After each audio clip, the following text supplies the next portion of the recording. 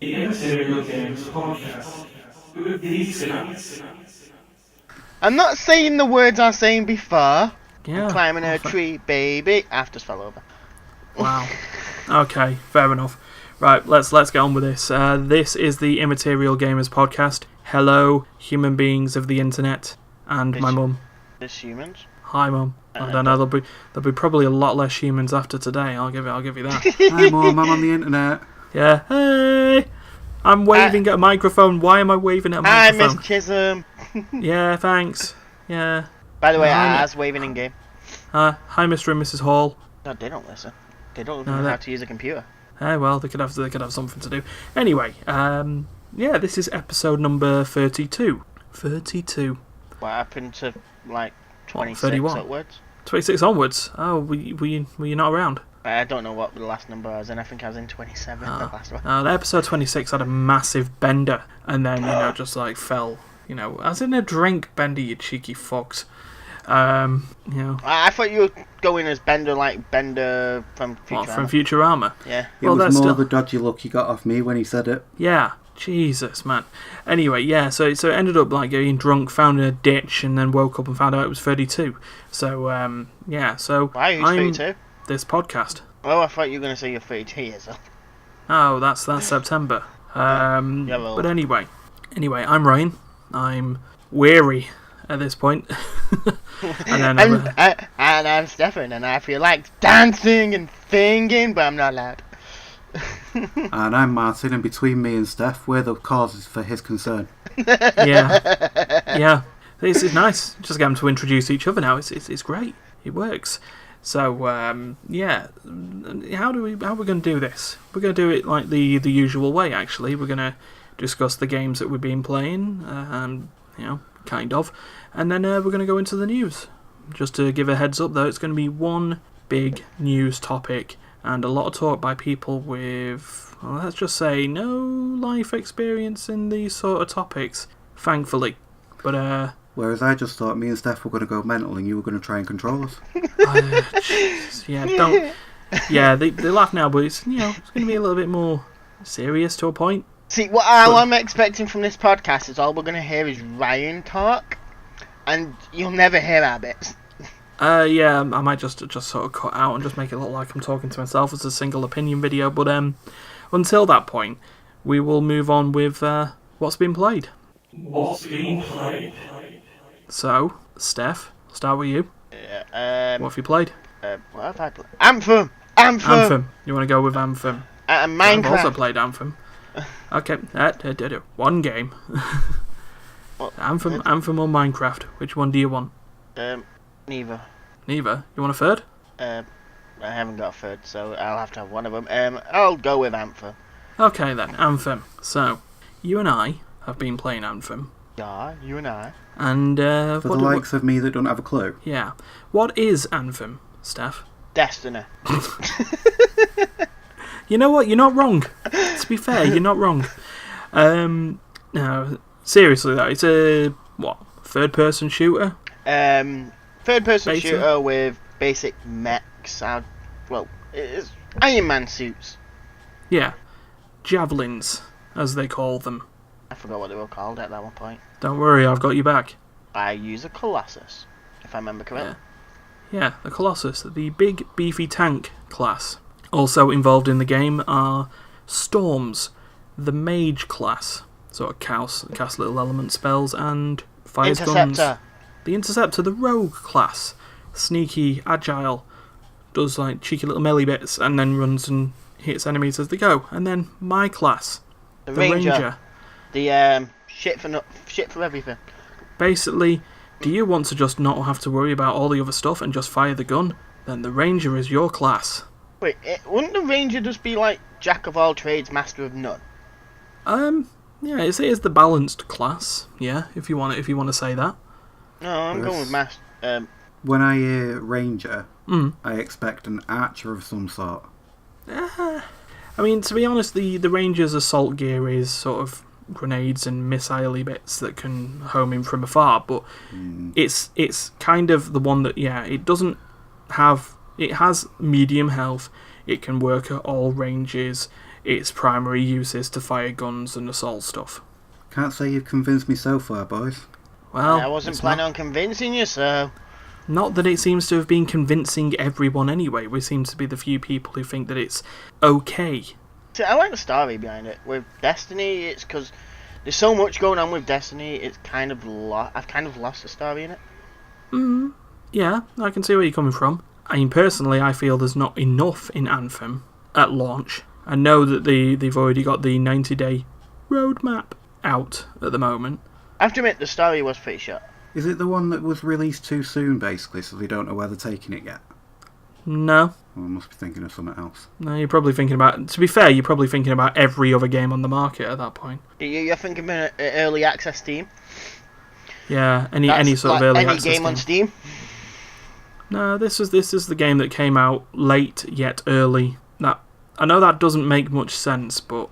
You never do. The situation doesn't make no sense, you cheeky bastard.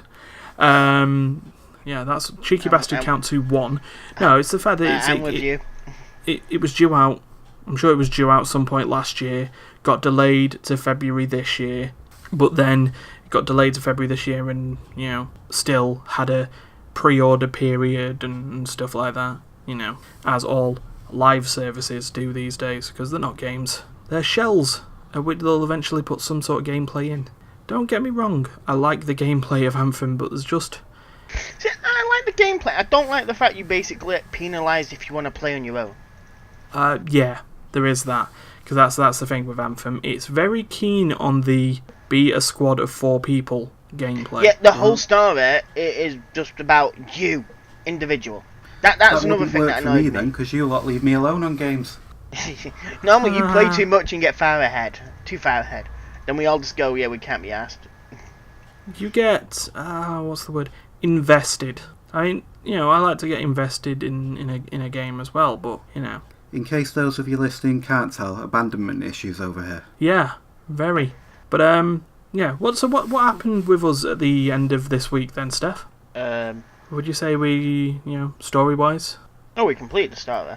Yeah, out of nowhere. But then, I'm not sure if we completed the story or we're just sat there waiting for the next story to come out because the way this story ends. I'd say... Sorry, that thing at the end, by the way, looked like something from fucking Mass Effect. Yeah, I mean, it's BioWare. It would make sense. They're going to try doing this all... It's all in the same universe! Yeah, possibly. But, yeah. I mean, as far as I'd be concerned, I'd say, yeah, we did do the story. The credits rolled. We did the thing of skipping them, but the credits rolled. I still have issues on Thingy, with the free play. When it drags you into, and then you sat there and it's going, it's cause there's a, I forgot what it's called. That's useful. What's the bit called where you're watching, a little video of it, and then it kind of either continues the story or ends? Cutscene. Yeah. You can join people within their cut screen, and you won't be able to watch it, and then they finish the mission, and it's like, oh, that's nice. I came in to watch a loading screen. Yeah, and then my game seems to bugger out after that, and I have to reset the whole thing. Yeah, there seems to be a bit of that, especially what I've had a problem with the free play stuff or the quick play, not the free play, quick play, of joining into a mission where someone has already fought the boss and it's put them into some weird separate instance. It's always when taking on the Ascari. It's basically it's a tripedal mobile tank of the I seem to go into a lot of the Tomb or the Rage of Hat. That's the ones I seem to join right at the end, and it's like I joined to watch the boss die. Yeah. Or I've joined just to watch them watch a video. Do you still get the achievement for it though, and the rewards off it? You get 2 items, and you basically get 2 achievements from it. One for completing it, and the other one for basically being there towards the end. Yeah, but generally in expeditions is what they call them, parties. Generally you have to have contributed to a minimum degree, which is basically find an enemy and have at least shot him. Otherwise you gain no contribution. And the problem with quick play is that you join any session regardless of progress. So you could end up in a situation like I did where you end up facing an Ascari, except everyone's killed it already, it's bugged out, and you've got to wait 5 to 10 minutes to get the the reward screen that then tells you didn't do anything. Sounds like the type of game I'd make. Yeah, it's not an intentional fun anymore thing. game. Yeah. Quick aside on that, the BioWare are getting flack again because of releasing a patch that massively increased the drop rates of weapons, just to then bring out a patch that brought them back down, and they went and said, "Oops."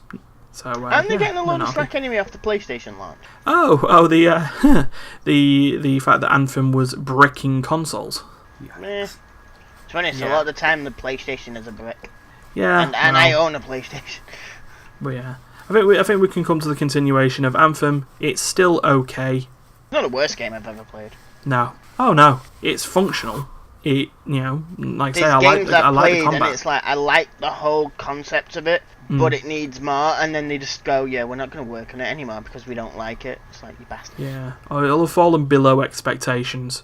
Yeah. But there was another quick aside before we move on to what Martin's played. Seeing that, walking into our local Asda, and I posted on my own Twitter on this, of the Asda video gaming section that is seemingly sponsored by EA. On the side stands and the top stands only show EA games. The Game of the Week section, I'm sorry, Anthem would nowhere near be considered Game of the Week. You know that's happening in game, right? Yeah, I get the feeling that I think EA's just buying for it. We'll pay you this to put it on the top mark for it. They've done it before. Nothing stopping them from doing it again. Because to say that, because the Game of the Week section and the EA Games section contain the same stuff. And then the charts curiously seem to have Anthem at the top of the charts. Tend to only have like really weird, either really big launches, and that's all they'll have, or they'll have like things you've never heard about, or things that you never knew actually came out. Yeah, obscure games or chart hitters. Yeah. Nothing in between. But yeah. See, obscure games isn't necessarily a bad thing, because that's how we first got onto the Shin Megami stuff. Oh yeah. The first odd game picked up was Shin Megami Lucifer's Call / Nocturne, depending on region where you live. Yeah, I'd have picked that up just because it says Lucifer in the title. No, of course you would. We spent hours on that. Yeah. That was a nice game. I still don't think we actually got close to the end at that point. I think I got the furthest being in some tower thing where I had to face 3 bosses at the same time and I just couldn't get past them. Yeah. But it locked me into a section so I couldn't even go back and farm. Oh, stagger saves. Something we learn now. But yeah, stagger saves, that's an important bit.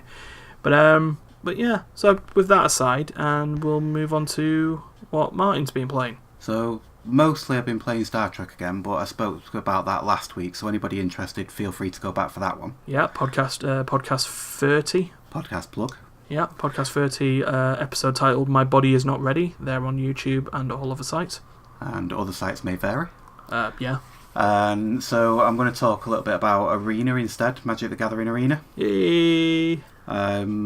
Anybody that knows Magic knows there is a card game that basically is a forerunner to anything that you see wider spread, such as the Pokemon games and the Yu-Gi-Oh games. Made by Wizards of the Coast, as quite a few of them are. And effectively you've got different types of card, as with most card games, and it slowly seems to be taking over from the paper form. Yeah.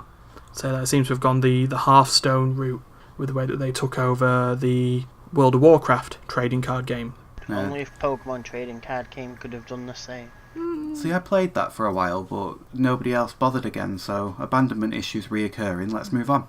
Yeah, I'd like to point out I played the first one again. I never played the newer one. Yeah, the problem with Pokemon trading card game is it tried to have all its cake. It really did try to have its cake and eat it, of the fact that it wasn't just a digital game. It was the fact that a lot of what you needed to do in the digital game was to buy the physical cards and sort of convert them over. Yeah, you had the code on the bottom. Yu-Gi-Oh did the exact same thing. When you had the code on the bottom, and you used the code on to get that card onto your deck. Yeah. Whereas with Arena, the only way that's sort of tying in with the paper form is when they bring out a new set. They have some promo codes in them. Yeah. To unlock a card or two within the set, which normally is just an art variation of a card you can obtain normally. Yeah. sort of exception was the recent one that they've done for Ravnica Allegiance, wasn't it? Where they actually gave you booster packs for the promo code this time. But yeah, so you've got your multiple card types anyway. You play your usual type of first person to beat the other person's life down or make them run out of cards wins. Yep. In the paper form, you're looking at sort of 90 quid a box for the main boxes, and now in Arena it's a similar price. However, not having that sort of money to blow out in one go, I've just been working through with patience, and it is very much, if you're willing to put the effort in, you don't have to pay into it. And I quite like that, because I don't like what most people refer to as pay to win gaming. Yeah. Effectively, it will speed you up, but it won't give you the win. You still need the knowledge of the game and the ability to actually put a decent deck together. Yeah, because this is the way that they've still got. This still works the same as when sort of first tried it for the beta. It still has the quest system in it, doesn't it? So it's like every day you'll get one different quest to get. With like, a Sunday giving you 3 new ones. Yeah, and sort of like, and they give you like the gold, which is just the coins. So then buy the packs yourself rather than paying the pay for currency into it to buy them. Yeah, and then like every now and again they'll do like other activity style quests where you can win a deck. I think that was just when you're first starting out on an account though, because now that I seem to have unlocked most of the colour combinations, I don't see them anymore. Right, so it's more of a basically a start on the colour combos. Yeah, but the end of it, it's still Magic, really, though, isn't it? Yeah, which is a game that I got into quite a while ago, but then fell out of contact with it for a while, and therefore couldn't afford the buy-in again. Yeah. Whereas with Arena, it was free to play from the start. Yep. We were actually part of the open beta, so we did get a little bit of a boost from that, but when they rolled it over into the main release, they basically wiped out everybody's progress, and anybody that had helped with the beta got a couple of packs to start them off. Yeah. But then the same as everybody else, so it wasn't like you've paid in your time, so they'll give you a big boost. It was just thank you for your contribution. Yeah, he's got some. He'll. It's just a frog in my throat. It's fine. It's all good. Putting frogs there. Yeah, yeah. The way that we had it is that you could, during the beta, you could buy a starters pack, which was like $5, wasn't it? So it was something like round there. It's about £3.60, something like that, at the time. Now it's probably $5 there is around £152 for us. How our market rates go, but the way that they worked on that was that even though they deleted all the progress of the cards that you earned in there, any gems that you spent, which is the pay currency, was refunded to you at the beginning, so you could just start afresh from there anyway. So it wasn't you are paying for the privilege to test this game. It was something a bit different there. Yeah, the only disappointment to me on that was within the main version, they didn't have the starter bit to repurchase. Right. So it was purely you were then going to use those gems on either the special events or buying cards, rather than buying a pack that give you a bunch to start off. Yeah. But yeah, still going. How are the tournaments going on that these days? Mostly still the similar buy-ins, which is like 5,000 coins, which you can make in maybe a week. Or a buy-in of gems around the 500 mark, which I don't really know how many you get because I've never really looked at it properly. But it was usually something like a £10 buy-in for the bottom set. So that I would imagine that covers you buy-in for at least one of them. Yeah. And then they usually work on the idea of you play as up to 5 wins or up to 2 or 3 losses, whichever comes first. Yeah. And they seem to be running through in the same style. It's just the variation of tournament can change. So the Allegiance, I think, was the latest set out. So that's the one that's driven for the most part. But then occasionally they'll throw in a previous set's tournament for a bit. And then occasionally they do the special, like weekly or fortnightly ones where it's a little bit different. So that in one variation, every time you play a creature card, it dealt its damage to an opponent's creature card before it even did anything else. whereas normally the opponent would have to choose to block with it for it to deal damage to that thing. Yeah. So it made it very much based around big beefy creatures rather than strategy. So that was that one for a bit. And then they have something that the experienced players might be aware of, the Molnir deck, which is basically there's a trigger going on throughout the game where you sacrifice a card from your hand to play a random creature from Magic, from anywhere within Magic, which Arena does limit it to the most recent 2 sets, whereas Wizards main Magic Online does have everything. Yeah. Comparing the two, though, I very much lean to Arena because online was very much buy the packs. Oh, and by the way, we're sticking time limits on you so you can't relax. Yeah, while they do have time limits in Arena, it's a bit more...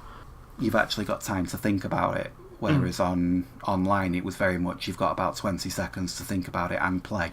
Yeah. Which was just a bit too fast-paced for me. But, yeah, I'd say give it a check out. Just to go on that as well, 750 gems was around $5 US, which again is about $350, $360. As I say, last time I looked was quite a while ago, maybe even still have been in beta at the time. So that's potentially where the difference of numbers come there. Yeah. But then, like we say, the tournaments are ranging from about 500 to 1,000, I think it is. Yeah. So you would need, for the lower tournaments, you'd get sort of 3 per pack, per 2 packs of that. Whereas for the higher ones, you'd need a higher pack. Yeah, it was always dependent on what the type of event was, whether it was like just a constructed event or whether it was a draft or something more or less. With constructed events, you take in your pre-built, pre-made deck, whereas with drafts, you get the cards out of it at the end, so they're trying to sort of tally the price of the event to the card to the card amount that you would get. We wouldn't necessarily say the card value because, like all trading card games, more cards are valuable than others. So, and I would say more so within Arena because you're not getting physical copies of them at any point. Yeah, they should have no physical value. But well, that's why the events are based on card amounts rather than that really. So yeah, but so that's Magic Arena. Give that a try. We'll see where we go from there. So me, very quick one to be honest. Before we move on to this news bit, I've been playing Worms. Oh, I forgot about Worms. Yeah, you've also been playing Worms. You've as we did on different Worms though. I saw you yesterday and I tried watching, but no one accepted. Yeah, well, I don't have my overlay, so. Anyway, so we played Worms Revolution for our new play session trilogy. First one went out on last Friday, and we'll get the other 2 out in the next 2 weeks. Last Friday, I say last Saturday. Come on, Ryan, get that right. But yeah, so we were playing Revolution. I and D and Matt, we were playing Worms WMD over the weekend. I kind of like it in its own way. I mean, let's be fair. Worms, over the series of games, is Worms. It's a strategy game, turn-based. You and a team of 4 worms try to take out your opposing teams of 4 worms with normal to absolutely stupendous weaponry. From normal stuff like, stuff from bazookas and grenades to the banana bombs, the super sheep, Armageddon, the grandma, the angry clay donkey, so on and so forth. That killed you pretty well, though. Yeah, it did. It did kill me pretty well. A lot of stuff killed me pretty well. I killed me pretty well. Yeah, I killed everyone pretty well. But in the way that they did have their different ways of doing stuff. Revolution changed the way worm types were. So you could have your normal soldiers, which is just every other worm in a game, but they had extra stuff like scientists, ones that could craft better, heavies, which couldn't mobilise on the battlefield but had a lot more health, and scouts, which were faster but easy to knock off the map. But already dead. Pretty much at that point. You going with a scout team, you are already dead. I haven't played Worms since the PS1 was knocking around. Yeah. Oh god, the original Worms 2. Or Worms and Worms 2, Worms World Party, or as that became before the servers got shut down, Worms Ninja Rope Race. Wasn't the Worms Worms Modern Warfare or some shit like that? There's Worms Warfare. something like that. Worms Warfare, Yeah. I'm sure that's what it was called. I think that might be the one I had. Yeah, the 3D So ones. I remember playing that. No, the 3D ones are horrible. Nice to see you censored yourself there. Yeah, the 3D ones are... Horrible. There we go, thank you. Why, what did I do? You cut off. Oh. But I thought you were swearing and had cut yourself off. They are beep beep beep beep beep beep beep beep beep beep beep. But Yeah, yeah, this is a child. Actually, no. For the subject, this is not. it's not. No, no. We've always gone the idea. Are we family friendly? No. Majority of the time. But we're not. We're not sensationalists. We're not. Outrage culture inducing people. There you are. Not on the podcast. No, Anyway, just in life. Just in generally life. work on the idea of swearing might slip through, and occasionally we'll have a more adult, controversial subject. on the bone stuff, like the first episode of Play Session. Don't think we're ever going to be able to discuss half the names of them worms again. But yeah. So the games even went towards like golf and a puzzle bobble style game called Worms Blast. But WMD's unique selling point is vehicles. So yeah, you can have, you get tanks and helicopters and my favourite one, the drill boat, which is basically a larger blowtorch. Do I have to suspend my disbelief though when the tank runs over a worm and just pushes it back, or does it go splat? You have to suspend your disbelief quite a lot because the vehicles themselves don't injure the worms. Just What? moving over a worm doesn't Bull. cause it to get hurt. Yeah, I'm in agreement with Steph here. If a worm was under a tank, it goes splat. Yeah, that is true. It doesn't cause any damage. If you hit it with a weapon, like the tank's 6-shooting shell launcher, yes, Wait, it would is hurt. that the one where you can get mech suits and that for the worms? Yeah, you get the mech I've which can seen just punch people. I've seen videos for this, and I've seen the trailer for it. I never played it. No, enough talking about it. I'm still hung up on the fact that they don't go splat. Anyway, they don't go splat, but there are various other ways to make them go splat. Always. No, if you're blowing them up, they're going boom. It doesn't matter. The fact is that they've also improved the crafting system on it as well. Hey, Steph. Boom? Boom, boom, boom. Anyway, boom. Somebody didn't get the reference. Nope. I got it. I wasn't paying much attention, to be honest. Boom. Yes, boom. Yes, boom. Madagascar. The Penguins. The best characters in that damn film franchise. Fight me. Anyway, Ryan, yeah, I'm coming over. yeah, whatever. But yeah, after they've got the crafting as well, so they've improved that a little bit. You can now make variants on weapons. So instead of the holy hand grenade, you can now cast or throw the holy mine grenade, which just causes mines to go everywhere. Instead of the old lady, you can have the agile old lady. Can you fuse the old lady with a super sheep and become No, super no, old but lady? No, but you can make a barbecue sheep. That So when it sounds explodes, really it's hard. basically napalm. The same with the holy hand grenade. You can also turn it into the shocking turkey surprise. There Which was after- no turkey. Oh no, the turkey just turns out to be a present that explodes in napalm. But yeah, it's still worms. It's still shooting people, getting shot, making ridiculous mistakes with holy hand grenades, and them bouncing off a slight bit of terrain and heading back straight on your head. That's your own it's- fault. yeah, that's fine. Or doing what I did last night, a 3-player game between me, Matt, and D, and throwing banana bomb, and it just bouncing straight back from halfway across the map. Turns out banana bombs are quite bouncy.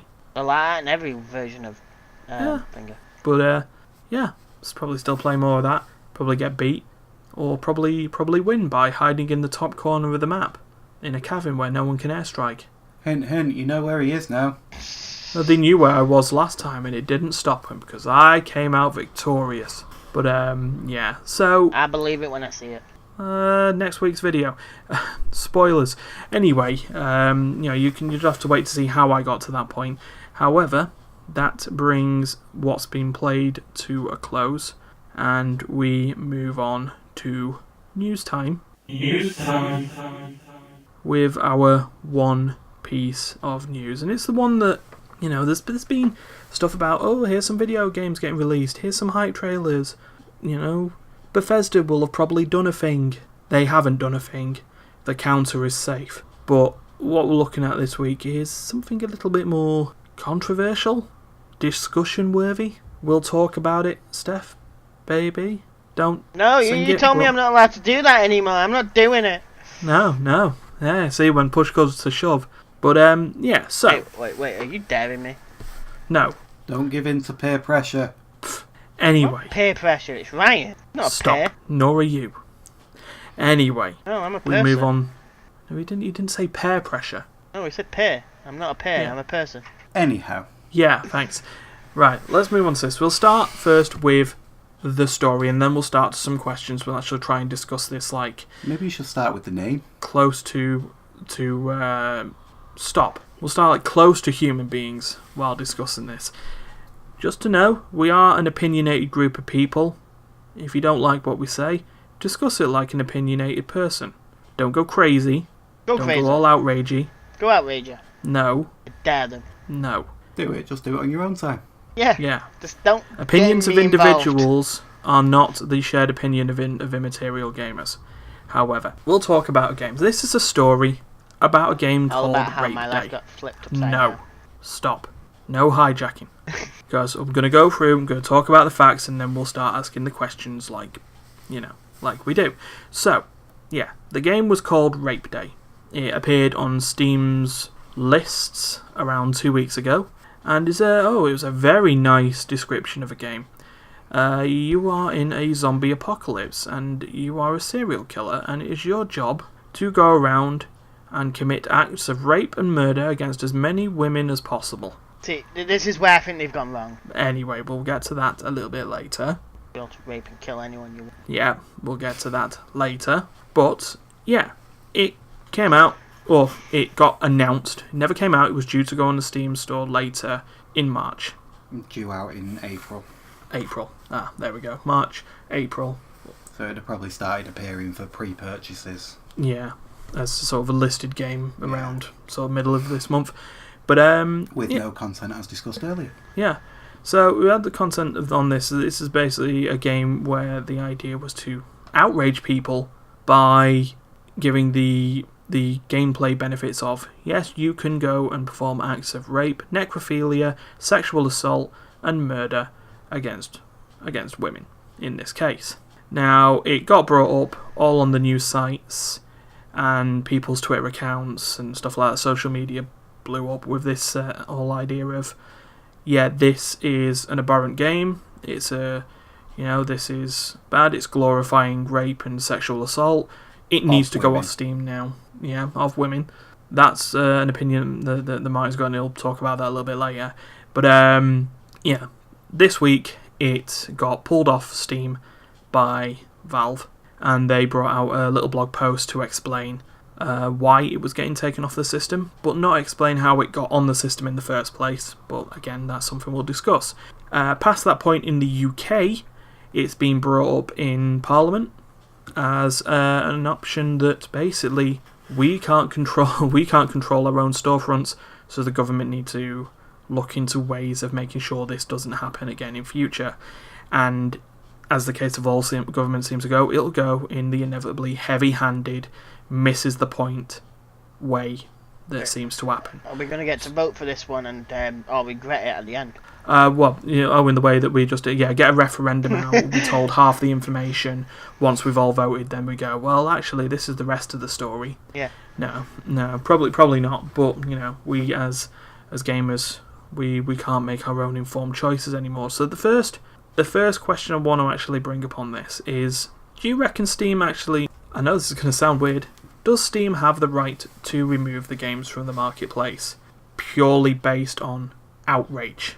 It's not necessarily done on outrage, though, is it? It's corporate heads believing that it will have such an impact on their company brand that it could be great losses to them. That are lawsuits. Yeah, that's fair. That's fair, especially with what came up with Valve's reasoning that they did it. I'm just going to quickly go over the statement that they gave on the blog, as I'm reading this from the GameSpot article that was on there. So, as it was said in their blog, they said, over the past week you may have heard about a game called Rape Day coming soon to Steam. Today we've decided not to distribute this game on Steam. Given our previous communication around who gets to be on the Steam store, which is a separate blog post, we think this decision warrants further explanation. Well, that's good. That's nice to see that Valve are actually giving us explanations of stuff rather than being hands-off. A lot of the problems that have come up with Valve games so far is that their curation is non-existent. Poor quality games and games of questionable content end up on the front page so quickly and so easily that, stuff like this, I'm surprised stuff like this didn't happen more often, but that's one thing. So they continue, much of our policy around what we distribute is and must be reactionary. We simply have to wait and see what comes to us via Steam Direct, which is their curation system that took over from Steam Greenlight. Secret, that didn't work. We then have to make a judgment call about any risk it puts to Valve, our developer partners, or our customers, which is exactly what Martin was saying before. Corporate heads have realised that it could basically screw them over, and then they put the "and our customers" bit on the end to make it think that they sound like they're looking after us as potential consumers rather than just themselves as the business that would take the hit. Mm-hmm. And after significant fact-finding and discussion, we think... Between two corporate bigwigs. Probably. We think Rape Day poses unknown costs and risks and therefore won't be on Steam. They continue, we respect developers' desire to express themselves, and the purpose of Steam is to help developers find an audience. But this developer has chosen content matter and a way of representing it that makes it very difficult for us to help them do that. Now, the previous blog post that they said of who gets to be on the Steam store was the most hands-off thing that has ever been said by a company, really. They say, we will allow any game on Steam provided it is not obvious trolling / broken. Yeah, every game on Steam is broken. Yeah, now that makes it a sort of a very safe harbour-y way of saying we won't touch content. People want to have different content. People want to do stuff like that. I think adult games have their own market, because this... Oh yeah, the adult games on Steam actually have their own thing. Yeah, and they've had stuff in it like this in the past with visual novels all being taken down off Steam because of the fact that they were visual novels, and a lot of them have what's classed as sexual content, basically anime titties. Wow. That might actually be coinciding with Japan's change of laws. I was actually watching something on the telly the other day about it, and they're trying to bring through a complete stop of the cutesy. Yeah. Oh, they're trying to get rid of in Japan. They're trying to get rid of the schoolgirl thing, aren't they? They've already put most of that in place, which with what I was watching about it the other day, how they've basically done that is printed all over the front of all this cutesy half-naked children in uniform. It says people within this are over 18. Doesn't change the fact they look about 6. Yeah. What do they call it? The kawaii culture. Basically sort of underage looking stuff. With coming through that, they were talking to a member of the Japanese police force that runs that section. Mm-hmm. And he was quite proud of the fact within the last year of it being filmed, they'd brought 40 odd cases through the courts.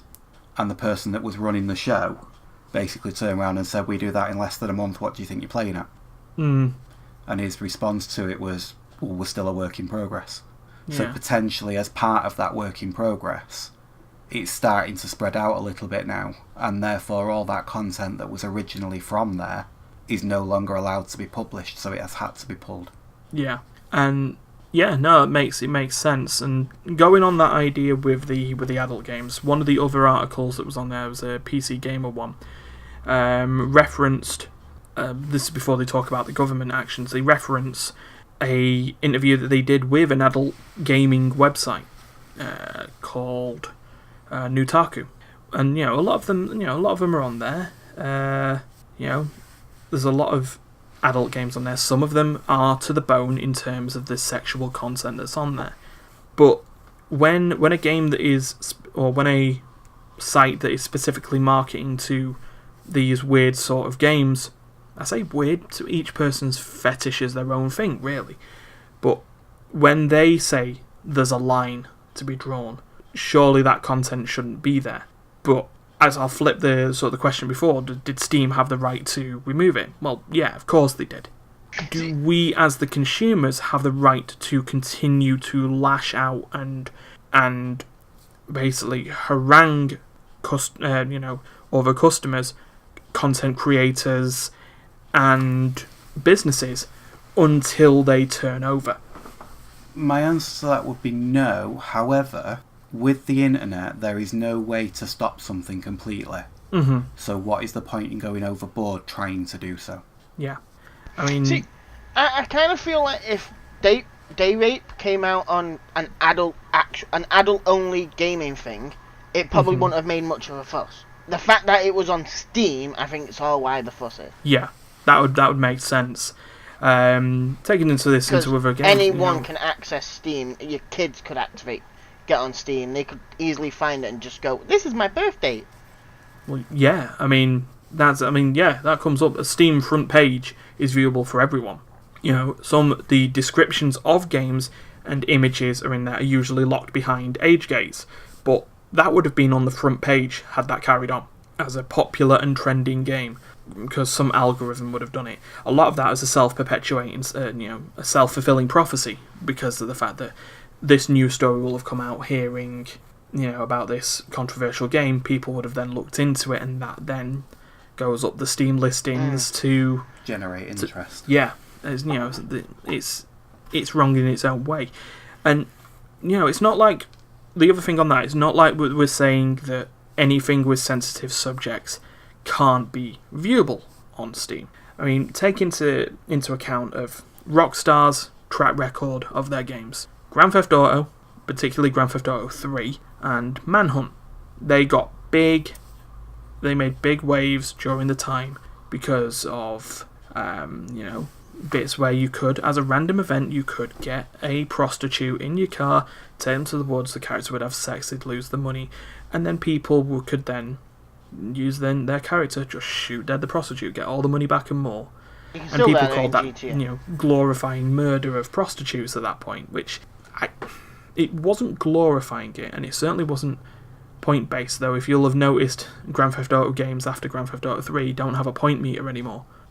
It's just coins, money.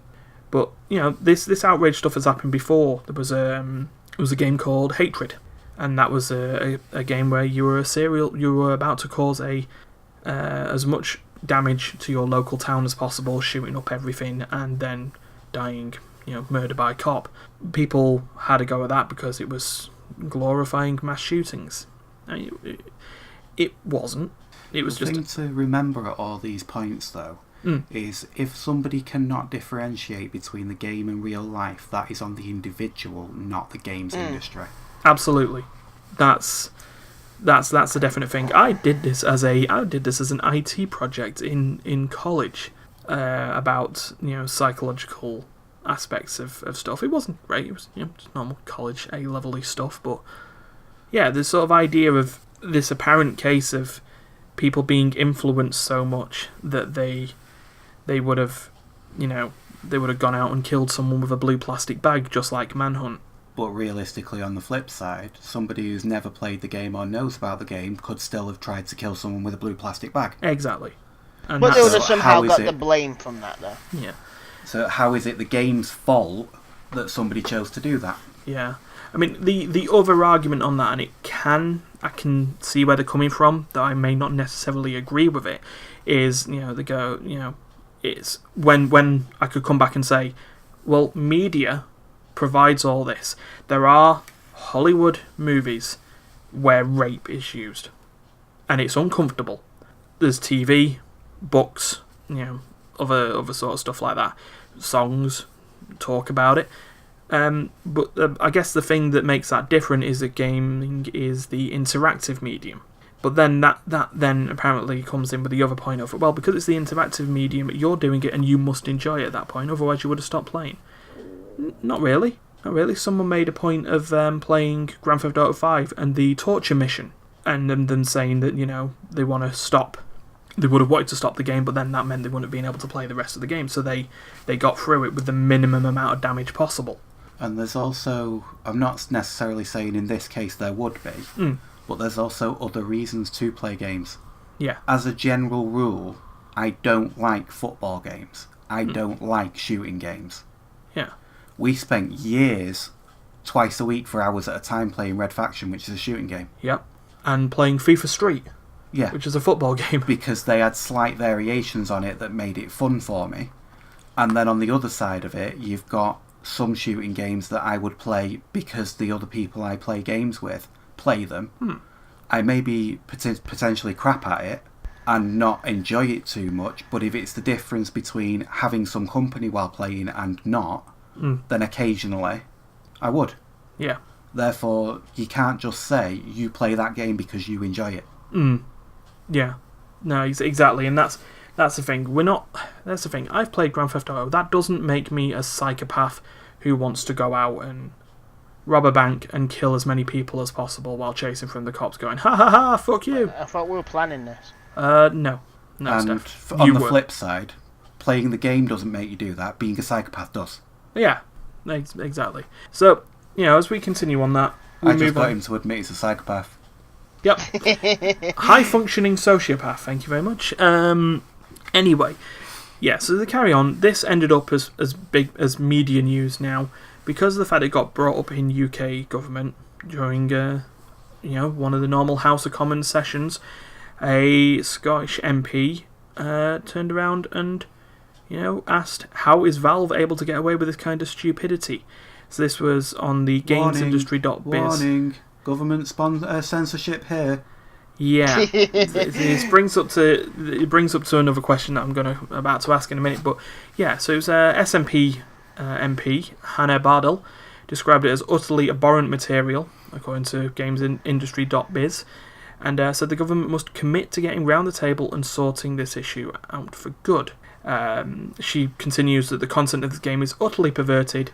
It's time for the UK government to undertake a full review into how tech companies and gaming platforms, specifically Steam, are able to get away with this kind of stupidity.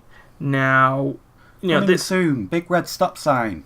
Yeah, but the thing that we got on this as well is that the same MP was going around stating that it was good on Valve to remove the game. Okay, technically I can see where you're coming.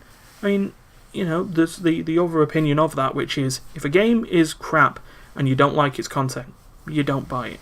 You show that you're not interested. If enough people show they're not interested, it bombs like the failure it was destined to be. But yeah, there's the government censorship route of just removing anything that people are unhappy talking about. This could then end up being a problem with other games. Yeah, but then, don't you then have the issue of if the government then starts talking about it and then starts banning it and shit like that, it's just going to make other people, especially younger people, want to play it. Yeah, people will search for stuff. People will search. They'll find a way around it. But Goes back to the old don't press the big red button. Yeah, you don't want to do it, don't do it. If someone wants to do it, they can do it. Don't call them out on it. Just know that they've done it. But the thing on that is, you can go through subject matter without wrapping people up in cotton wool, closing your ears and going la la la la la, not listening. There are games that have dealt with issues, quite well. One example that I would go on that would be Hellblade: Senua's Sacrifice. That dealt with the idea of psychosis very, very well. They used it as part of the gameplay, so your main character was always hearing voices, and you'd put headphones on which have directional sound, so you'd hear where this was all coming from through the entire game, and that reflected the psychosis that Senua had in the game. It took into account that the makers of that, Ninja Theory, went and actually spoke to medical professionals to confirm what that was about, and in the end, it wasn't glorifying. It wasn't glorifying, mental illness. It was trying to find a way of, doing it justice and just using it as part of the gameplay. There'd be ways where, sort of sexual assault and rape could be used as part of the game, but as a way to, strive someone to take that on. But I guess with with some games they can be a bit heavy-handed. Detroit Becoming Human had a pretty awful domestic abuse scenario in there for you to constantly go through to find the correct option over and over again. So just whilst we're in and around the topic, I haven't read a great deal into it, so I don't know if there is something out there, but we haven't got anything that I've seen so far from the game maker themselves. All I know what they've said is they will still be releasing this.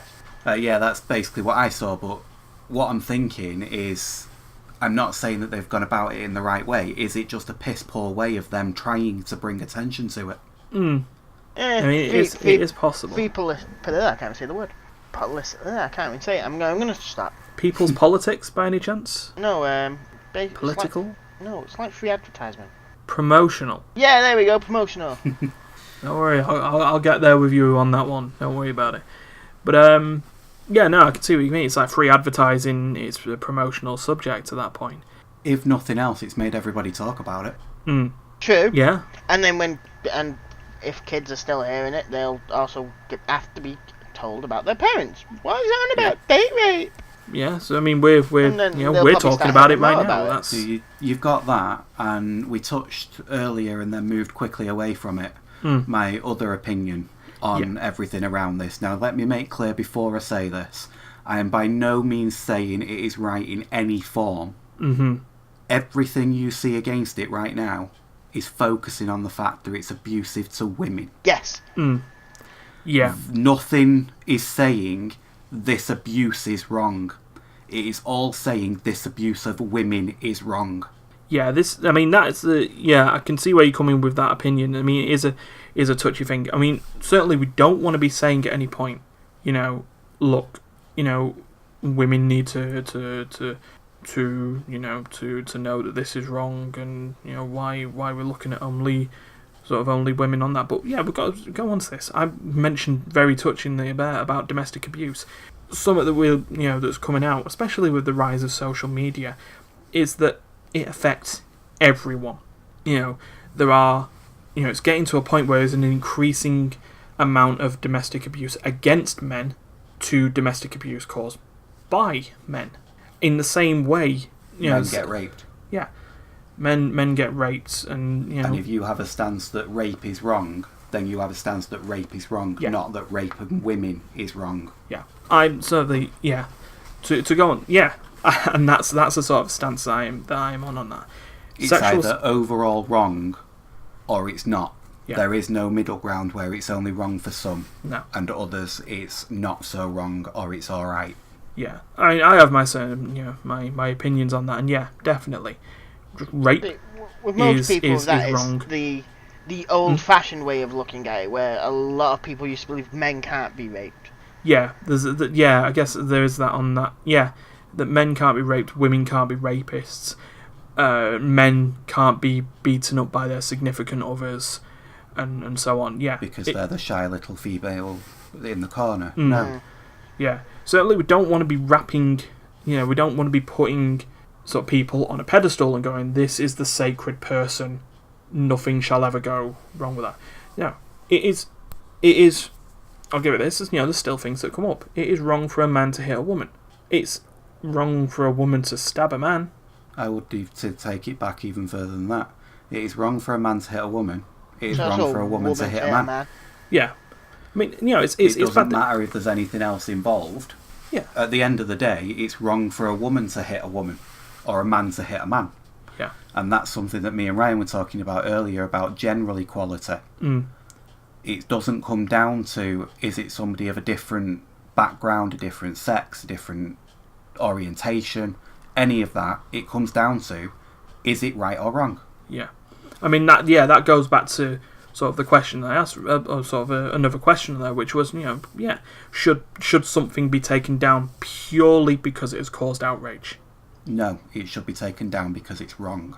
Yeah, that's the thing, and the games industry and games media have had a issue in the past, regarding ethics and stuff like that. Yeah, I've mentioned that word. I don't want to mention it again, but there were extremists.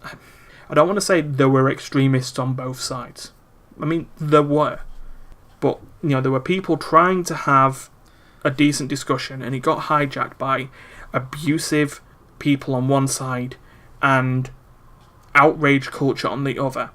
And I'm, just to give a very quick thing on this, I'm not for book burning. History needs to have its dark points. It needs to have its iffy moments. It needs to have the uncomfortable stories. Because how are we supposed to learn if no one knew that existed in the first place? And also on a slightly, if you'll excuse the slight pun here, lighter note, how are we supposed to know about the light times if we don't know about the dark? Yeah. The issue you have with there is the people that made the history book. Because history books are written by the winner. Yeah, Victor's Law. Yeah. History is always written by the winners. But still, on that idea, I mean, we look at sort of games publishers and the fact that, everything. No, we'll take it into movies. I know it's tangential from gaming, but still, it's entertainment media. Bohemian Rhapsody. We'll go on the idea that the director of that has been accused of underage acts. It's bad. Outrage culture now dictates that not only is the director at fault, but every single person involved with that project is also at fault because they didn't stop him from doing the despicable act, whether they knew about it or not. And that led to Oscar season coming along, where people were launching attacks at the lead actor of the film, Rami Malek, for being there, for being part of the movie that was directed by, let's come out of it, the suspected paedophile. And that's happening everywhere, and it's specifically happening in games at the moment. Coupled with the idea if anyone makes a mistake, it's there for everyone to see, and it all just disappears. And someone must be written out of history. And this is going to happen. That this game is going to get taken out. It's going to be burnt. It's going to be dropped. And no one is going to learn from this until the next game that causes outrage comes out, and we delete that as well. It links back to similar things like the celebrity culture of late. The likes of the Jimmy Savile story and the Michael Jackson stories. Yeah. Oh, yeah, that whole Michael Jackson story is coming up again, isn't it? Because someone's, after so many years of him being dead, have turned around and said he did it to me. Yeah. Now, effectively, I'm not by any means condoning what either of them have or potentially have done, but on the flip side of that, you can't change the fact that Michael Jackson was, of his age, one of the best musicians of the time. You can't change the fact that Jimmy Savile did a lot of good for a lot of people. Yeah.